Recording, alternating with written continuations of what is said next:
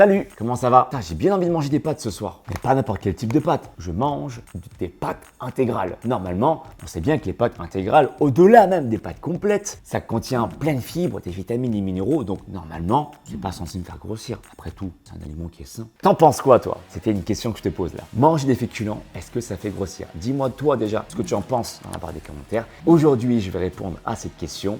Pour ceux qui me voient pour la première fois, déjà enchanté. Pour ceux qui ne le savent pas, ça fait plus de 10 ans que j'ai eu la chance de pouvoir travailler dans une salle de musculation où tous les jours, des gens sont venus me poser cette question. Alex, est-ce que manger des féculents, ça fait grossir? Donc ça fait plus de 16 ans en tout que j'ai eu la chance, et je continue encore à le faire, de faire du coaching sportif, coaching alimentaire, coaching bien-être. Et aujourd'hui, ma réponse est ça dépend. Ça dépend et je vais t'exposer mes argumentations, bien sûr, les conseils que je vais te partager. Et j'espère que cette vidéo t'apportera de la lumière aux interrogations que tu te poses. Je vais avoir 3 axes de réponse. En parlant d'abord des réserves de glycogène, parler de ce que c'est que les glycogènes, les histoires de calories, pour savoir si tu vas maigrir ou grossir, une histoire d'insuline et je vais même créer 2 situations. Une personne qui est en déficit calorique et qui mange que des féculents, admettons, qu'est-ce qui va se passer, d'accord? Deuxième situation que je vais inventer, une personne qui est en déficit calorique, mais qui en même temps soigne son alimentation de sorte à ce qu'elle ne produise pas trop d'insuline.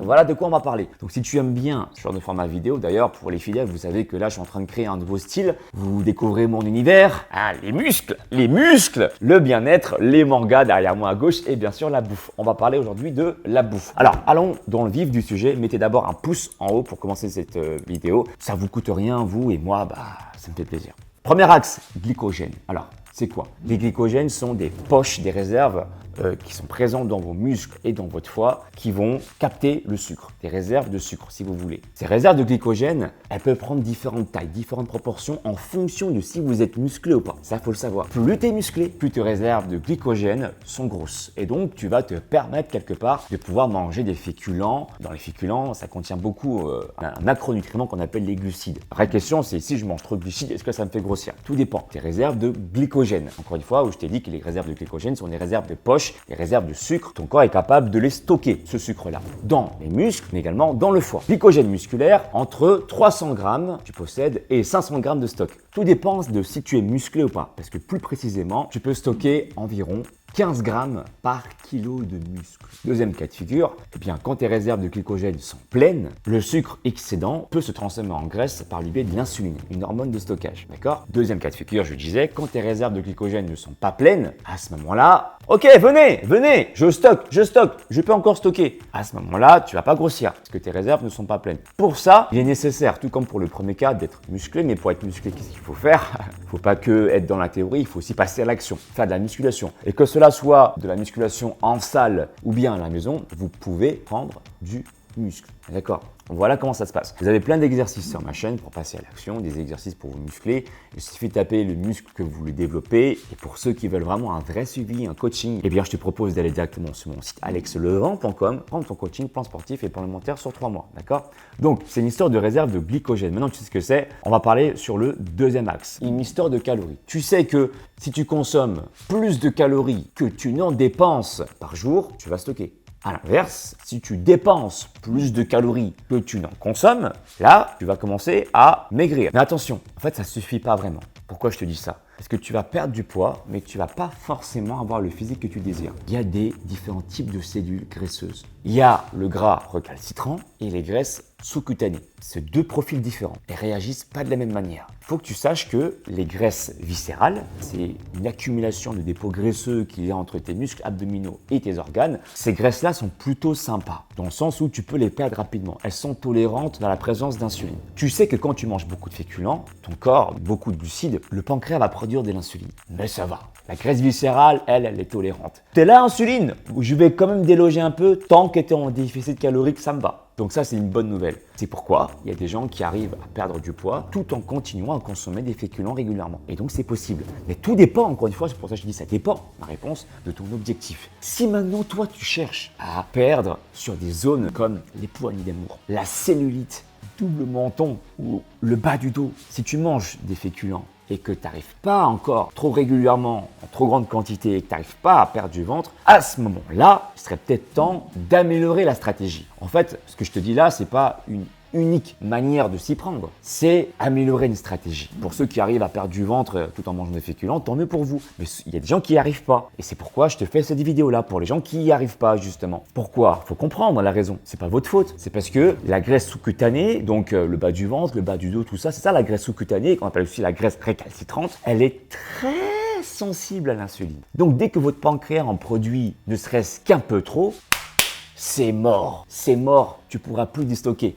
Les graisses, en fait, elles se bloquent. C'est un peu comme si tu vas dans une forêt, tu marches trop vite, le lièvre il part. Ben là c'est pareil. Il faut pas que ta présence gêne. La présence de l'insuline gêne le déstockage des graisses sous-cutanées. C'est pourquoi c'est si difficile de perdre ces graisses-là. Et il y a plein de techniques en fait où on va parler des récepteurs alpha 2, bêta 2, des bons récepteurs qui se trouvent autour de la cellule graisseuse qui va permettre à la cellule de déloger son gras ou à l'inverse de pas déloger son gras. J'en parlerai dans une prochaine vidéo si tu veux que je rentre un peu plus dans les détails des récepteurs. Et mon Saiyajin, je te prends 10 secondes pour t'annoncer une nouvelle que tu m'as longuement demandé. Ça fait bien des années que tu me demandes comment je m'entraîne, comment je mange et comment je fais pour avoir mon corps. C'est pourquoi j'ai créé mon tout nouveau programme Be Like Alex Levent. L'objectif, c'est que tu puisses évoluer comme moi. Chaque mois, tu auras un nouvel entraînement de ma routine adapté à ton niveau, ma nouvelle diète, mes compléments alimentaires du mois, une nouvelle vidéo de mon mindset chaque mois qui fait la différence pour que tu puisses réussir. Le but ultime, vraiment, c'est d'avoir le même physique que moi, de t'inspirer de mon lifestyle, d'où le terme Be Like Alex Levent. Pour terminer, j'ai une question à te poser. Est-ce que tu es contre l'idée d'avoir le même corps que moi?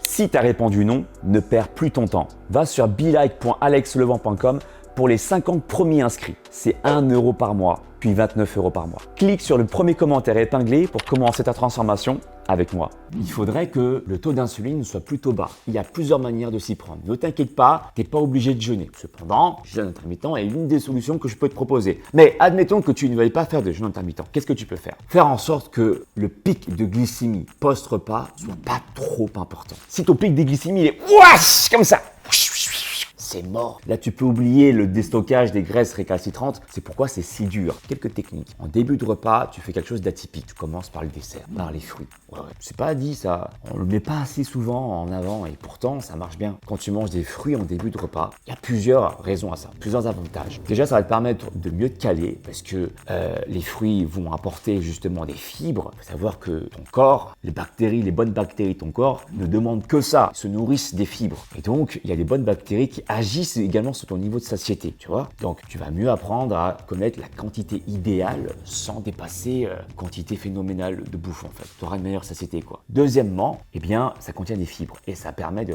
réduire, du coup, l'index glycémique de ton bol alimentaire pour que, en fin de repas, le pic glycémique soit pas trop important. Et moi, ce que j'aime faire aussi, entre nous, c'est que je commence par le dessert. J'aime bien prendre mon yaourt protéiné, là, un scoop de protéines, je rajoute des graines de chia. Excellent. Je te montre à quoi ça ressemble.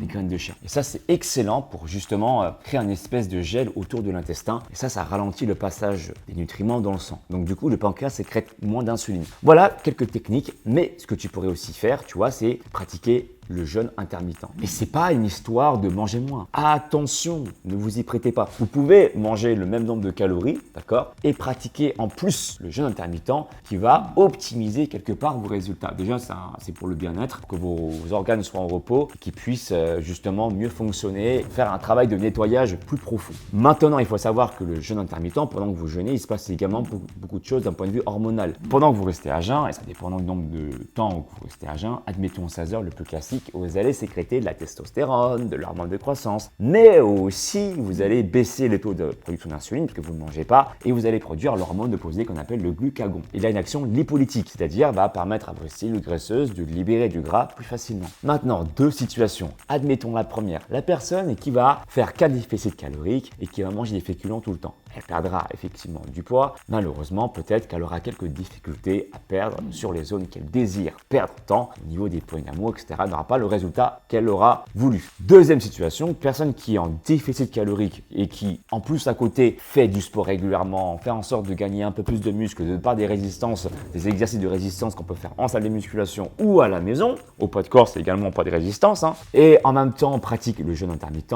Dans son cas, elle pourrait favoriser par exemple le fait de pouvoir perdre le gras plus facilement au niveau des zones récalcitrantes. Le jeûne intermittent n'est pas obligatoire, ne sera pas forcément adapté à tout le monde. Je sais par exemple exemple que moi, si je fais pratiquer le jeûne intermittent à ma mère, elle va m'insulter parce que elle, depuis toute son enfance jusqu'à aujourd'hui, elle, si elle mange pas de son petit déjeuner, elle va s'implanter justement une croyance, c'est que elle va se sentir mal. Et ce qui est aussi vrai. Donc encore une fois, tout dépend de chacun, de sa capacité justement à rester à jeun. C'est comme tout, en fait, ça s'apprend, ça s'adapte. Mais voilà, c'est une question d'adaptation et à qui on a affaire. Mes conseils maintenant pour vous, donc est-ce que manger des féculents, ça fait grossir? Eh ben, ça dépend. Moi, je pense qu'il faut les mériter avant toute chose. Sauf si vous avez une génétique qui vous permet de brûler. Si vous voyez que ça vous fait aucun effet, pourquoi pas en saute. Mais on n'est pas tous comme ça. Il y a des gens qui, comme moi, stockent assez facilement. Et si vous êtes un peu comme moi, vous stockez facilement dès lors que vous mangez un peu trop de sucre, par exemple, par rapport à ce dont votre corps a réellement besoin. Je vous invite à mériter vos féculents.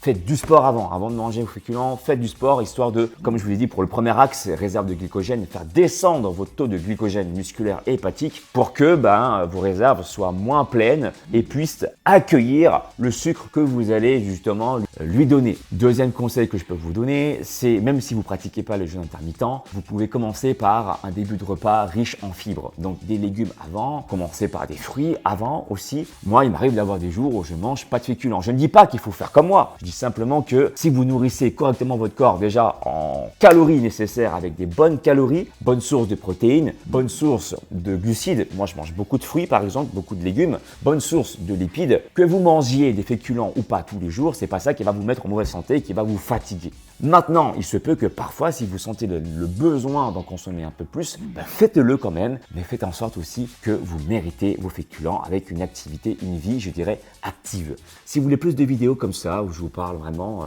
chez moi, tranquille, comme ça, dites-le moi dans la barre des commentaires. Je vous parle tranquillou, no stressou, sans soucis-sous, comme Justin Bridou. Et ceux qui veulent me faire confiance, aller plus loin, avoir un vrai coaching sportif et alimentaire, eh bien, je vous invite à directement aller sur mon site alexlevent.com. Toutes ces interrogations que vous vous posiez sur l'alimentation, j'en parle également. Je vous montre ça tout de suite dans mon livre Alex Levent que vous allez voir dans 4, 3, 2, 1, maintenant. Voilà. Donc, dans ce livre-là, il y a plusieurs onglets. Je parle de sport, de bien-être, d'alimentation, de méditation. Vous savez aussi que être bien dans son corps, mais aussi dans sa tête, c'est très important pour ne pas sécréter trop de cortisol, ce qui peut également enclencher la difficulté à pouvoir perdre du gras. J'en parle dans mon livre Alex Levent, ma méthode en 30 jours. Vous pouvez le procurer n'importe où, Fnac, Amazon, Leclerc. Les liens sont dans la description de ma vidéo, mais également dans toutes les librairies. Vous savez tout. À bientôt. Ciao.